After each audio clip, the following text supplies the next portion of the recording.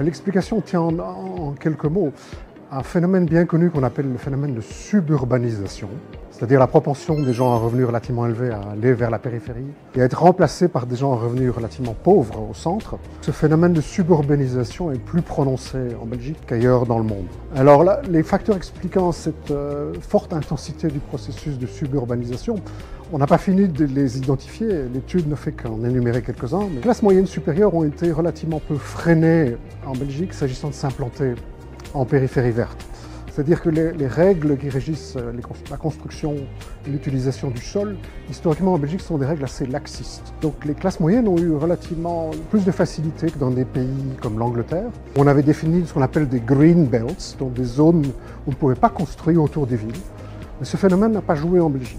Donc les gens avec un peu plus d'argent ont eu toute l'attitude d'aller s'implanter en périphérie verte, à partir des années 60 en gros. Et ça a été facilité par d'autres politiques, notamment des politiques fiscales, où les gens ont été encouragés à devenir propriétaires. Donc ça a débouché sur une part relativement importante de gens se construisant des 4 façades en périphérie. Ces incitants fiscaux sont beaucoup moins présents dans d'autres pays. Il y a aussi eu un régime fiscal assez favorable aux gens qui faisaient la navette. Et le symbole de ça, c'est la voiture de société, qui est un gros avantage salarial ou quasi salarial en Belgique, qu'on retrouve beaucoup moins dans d'autres pays. Puis il y a un troisième facteur qu'on a pu étudier un peu plus dans le détail, c'est le fait qu'historiquement, les villes belges ont été fort marquées par l'industrie lourde.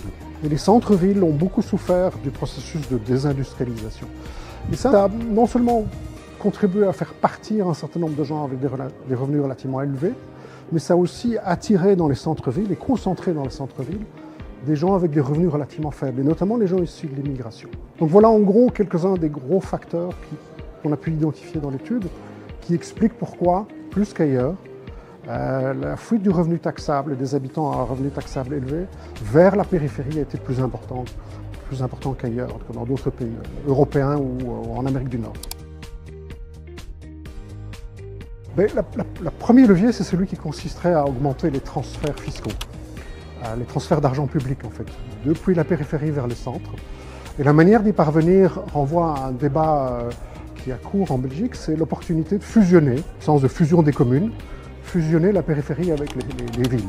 Donc se lancer dans un processus de fusion des centres, des villes qui se paupérisent, avec leur périphérie plus riche, de manière à ce que le revenu des impôts payés en périphérie puisse servir à financer le budget des centres-villes qui autrement a tendance à décrocher.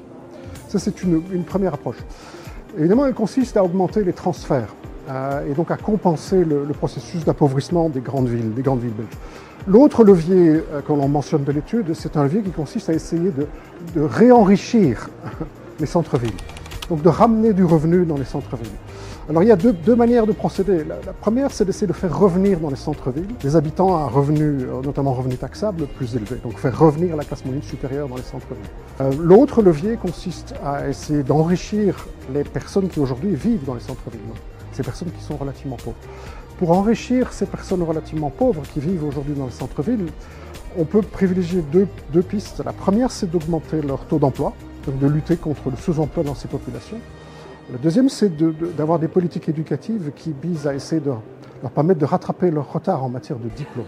S'agissant de faire revenir des habitants à revenus taxables plus élevés, ceux qui sont partis en périphérie en définitive, là il y a des idées qui nous viennent des pays anglo-saxons qui consistent à leur offrir alors, des choses qu'ils apprécient, de la sécurité, un environnement propre, mais au-delà, un environnement urbain de grande qualité. Ce qu'en anglais on appelle les amenities. Des espaces verts de qualité, des espaces commerciaux qui sont attirants et dynamiques, et des musées, bien sûr des universités et des écoles de qualité. Toutes choses que cette classe moyenne supérieure aujourd'hui obtient ou a en périphérie et qu'il faudrait lui offrir en mieux au centre-ville si on voulait le persuader de revenir. Il y a évidemment aussi la question de la taxation du revenu. Pour faire revenir le revenu en ville, il faudrait probablement envisager de leur accorder un statut fiscal privilégié.